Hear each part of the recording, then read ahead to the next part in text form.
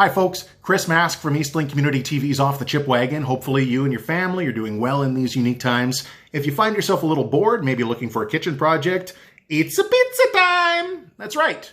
Yeah, family pizza night. You can order it, you can make it from a kit, but make your own pizza dough.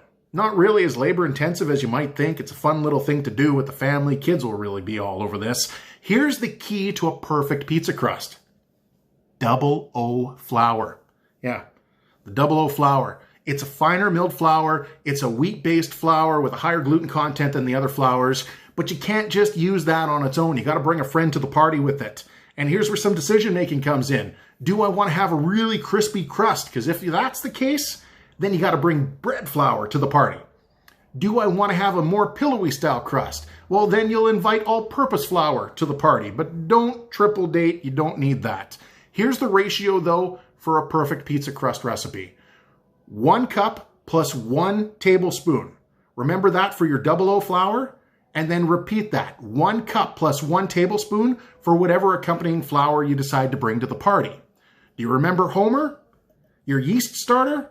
3/4 of a teaspoon of yeast. If you're going with dry yeast, non-chlorinated water like bottled water, about a cup of that will activate it. And then you want to put in about 1 teaspoon of extra virgin olive oil, whether it's going into the dry yeast mixture that you've just done or the dough that you've already started.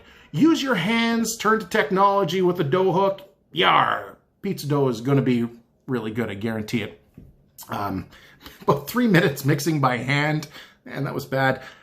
From there, let it rest about 15, find something else to do, come back, another 3 minutes by hand, or with technology in your dough hook here, cut it into 2 pieces, cover it up with a cloth, let it just chill out on the counter for about 3 to 4 hours. You can put it in the fridge for about 8 to 24 hours to kind of proof in there as well if you really want. And then it depends how much dough you really want to use here. And you got to make sure that you've actually worked your dough enough. How do you tell that? Well, you see this one here, if I hold a light up to it, you can see how it kind of has those little veins and it's kind of splotchy. That right there, it's not ready to go. When you look at this one here, it looks more like looking through a piece of paper held up to a glass window. That right there, this is nicely worked pizza dough. So keep that in mind. If you happen to have a smoker, you can smoke the pizza dough. You can put a ball of the pizza dough in the freezer, use it for later. But if it's been in the fridge or in the freezer, make sure you let it sit on the counter and let it rise a little bit so it kind of comes back up to temperature. And this way, when you do decide to possibly put it on the barbecue or a pizza oven outdoors, that's the way to cook your pizza. Fantastic. Yeah, it's still going to turn out good in the oven, trust me. Regardless, this is a simple, easy pizza dough recipe you can do with the whole family. Stay safe, folks.